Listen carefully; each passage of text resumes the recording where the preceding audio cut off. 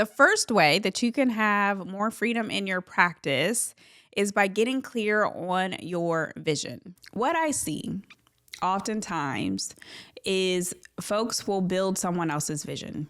They lack the clarity for what their vision is, so they adopt someone else's into their own. And it's always great to take inspiration. It's always great to be inspired by somebody, but your vision has to be your vision, especially when it comes to business. If not, you will build someone else's dream and you will hate it there. So I see this in a couple of different ways where people will hire for certain positions, pay a certain amount of money. They'll, do something that maybe somebody told them to do, whether if it's a colleague or if they worked with another coach and, go build this, or this is where the money's at.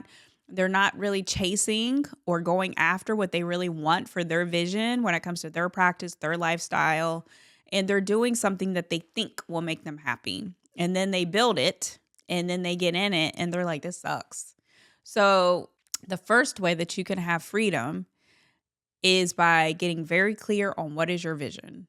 And this is something that you need to be thinking about, not just one time, because as you evolve as a business owner, as your practice continues to grow, as you hire more team members, that vision is going to change.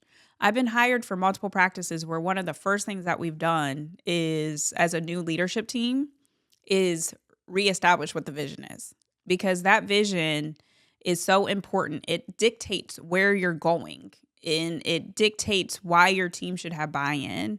It gives clarity for decision making. It allows for you to know, is this a good move? Is it not a good move? Because is it in alignment with the vision? There's past episodes, if you want to go back and listen, where we talked about values and making sure that the decisions and the practice is value aligned. And so this is very much in sync with that. One of the assignments right now that our private practice CEO clients have is they're creating what their 3 to 5 year vision plan is and what they want for their practice. And the reason why is because it's so easy to create a job for yourself and for you to lose track of, why am I showing up for work every day? Why am I doing this? Why am I spending all this money on payroll? Why am I, taking this type of risk? And so that vision is so important. So that's the first way. The second way is to define your definition of freedom. Freedom is different for everybody. I know for me, my definition of freedom is being able to own my days.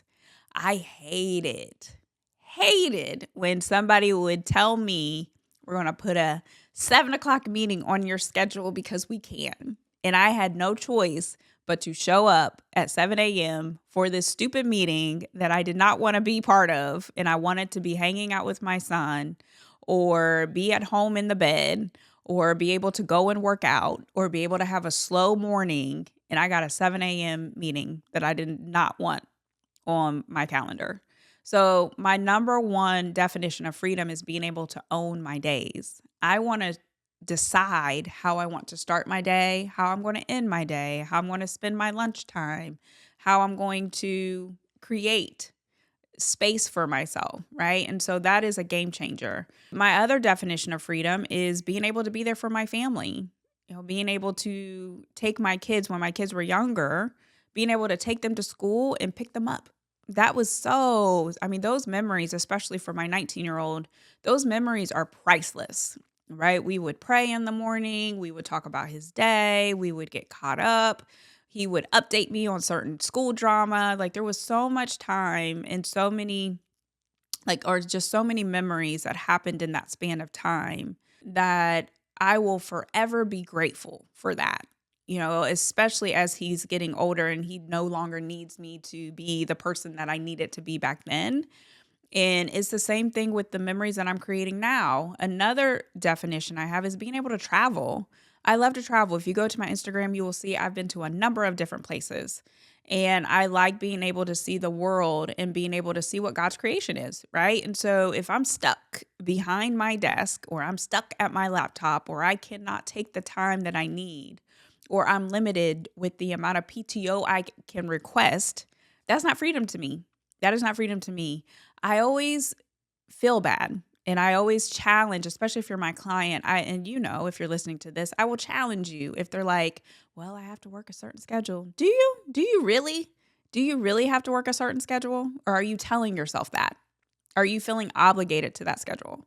So getting very clear on the definition of your freedom is number 2.